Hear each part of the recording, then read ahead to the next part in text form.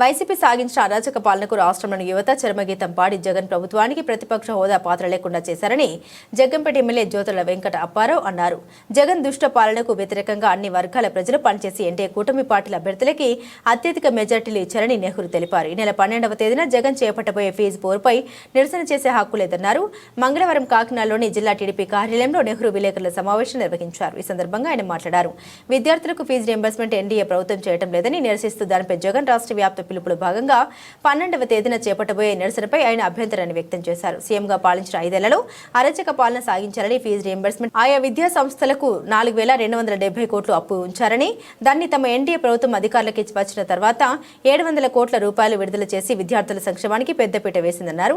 ఈ సమావేశంలో టీడీపీ నాయకులు ఎండీ జహీరుద్దీన్, జిలానీ, చాపిడి వెంకటేశ్వరరావు, ఉండవల్లి వీర్రాజు, నురుకుర్తి వెంకటేశ్వరరావు తదితరులు పాల్గొన్నారు. ఇవాళ సాక్షి పేపర్లో ఒక అంశాన్ని చూశాను.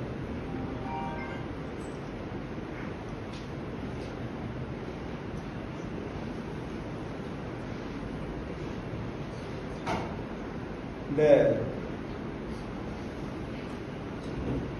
ఫీజు రీయింబర్స్మెంట్ ఏదైతే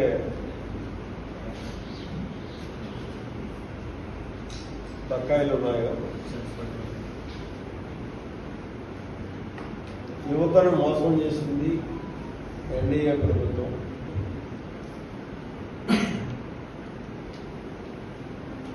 అన్ని రకాలుగానే చూడాలని చెప్పి మాట్లాడినటువంటి సందర్భం, ఇప్పుడు రాసినటువంటి సందర్భం చదవలేదు. అది ఆశ్చర్యం వేసింది.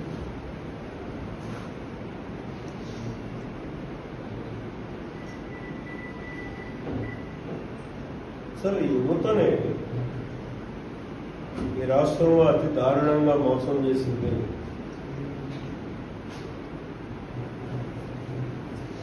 గత ప్రభుత్వం, జగన్మోహన్ రెడ్డి ప్రభుత్వం చెప్పాలి. వాళ్ళందరికీ తెలుసు ఏ రకంగా మోసం చేసింది.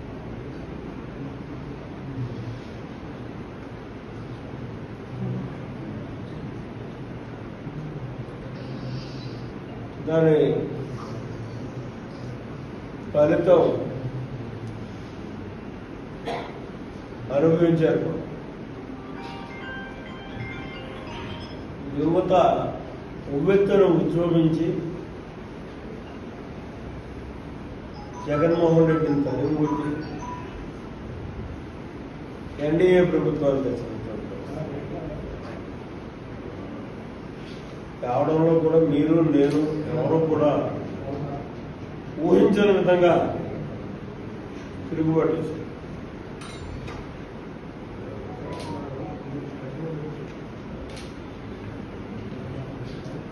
పదకొండుకు పరిమితం అయిపోయారు.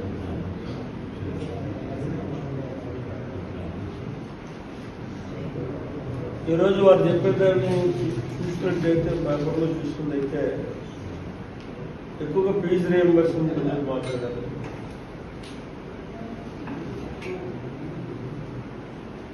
ఫీజు రీయింబర్స్మెంట్ అన్నది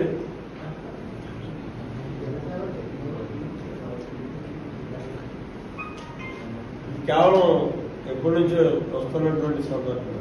ఆ రోజు ఫీజు రీయింబర్స్మెంట్ అని చెప్పి తెలుగుదేశం ప్రభుత్వంలో ఇవ్వడం జరిగింది. రాజశేఖర రెడ్డి గారు ఇచ్చారు. వాస్తవాలు మనం వాస్తవాలుగానే మాట్లాడుతున్నాం. ఇక్కడ జగన్మోహన్ రెడ్డి గారు వచ్చిన తర్వాత దానికి పేరు మార్చి విద్యాదేవన్ కొత్తగా ఏదో ఆయనే సృష్టించి ఒక నూతన పథకాన్ని విద్యార్థి లోకాన్ని ఆదుకోవడానికి ఇచ్చినట్టుగా గొప్పలు చెప్పుకున్నారు. సరే, కానీ ఆ చెప్పుకోవడం విధానంలో ఆయన ఏం చేశాడు అన్న తీసుకుంటే 4,271 కోట్ల రూపాయలు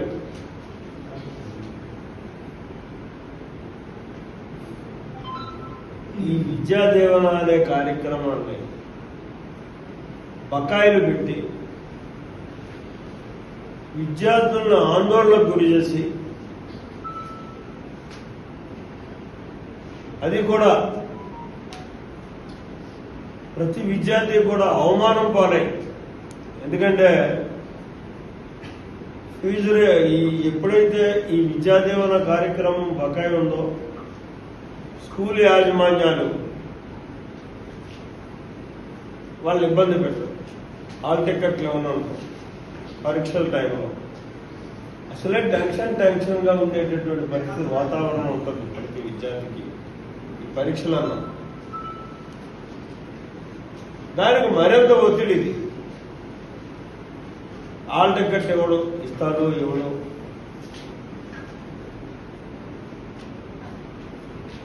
చాలా మంది అయితే పుస్తులు కొంతగా తాకట్లు పెట్టి అక్కడ ఫీజు అది కట్టి ఈ విద్యాదీవన ఫీజు ఏదైతే ఉందో దాన్ని యాజమాన్యానికి కట్టి హాల్ టికెట్లు తెచ్చుకున్నటువంటి సందర్భాలు, ఆత్మహత్యం చేసుకున్నటువంటి సందర్భాలు, అటువంటి అన్నింటినీ మర్చిపోయి సిగ్గు శరం లేకుండా కేవలం 9వ మాసంలో అడుగుపెట్టినటువంటి ఎన్డీఏ ప్రభుత్వాన్ని ఇవాళ యువతను మోసం చేసింది. ఏం మోసం చేసింది? నువ్వు పెట్టినటువంటి 4,271 కోట్ల రూపాయలు చంద్రబాబు నాయుడు గారు ప్రభుత్వంలోకి వచ్చిన వెంటనే ఒకటే చెప్తారు, ఏదైతే ఫీజు రియంబర్స్మెంట్లో ఈ బకాయిలు ఉన్నాయో ఈ బకాయిల్ని తపాల వారి మేము మీకు తీరుస్తామని చెప్పేసి యాజమాన్యాలు చెప్పారు. అదే రకంగా వాళ్ళు చూసుకుంటే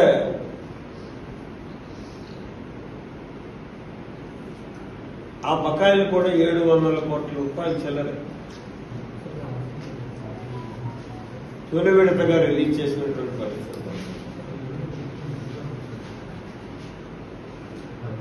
దీన్ని రిలీజ్ చేస్తూనే యాజ్ ఆన్ టుడే ఏదైతే ఇప్పుడు ఉన్నటువంటి ఫీజు రియంబర్స్మెంట్ ఉందో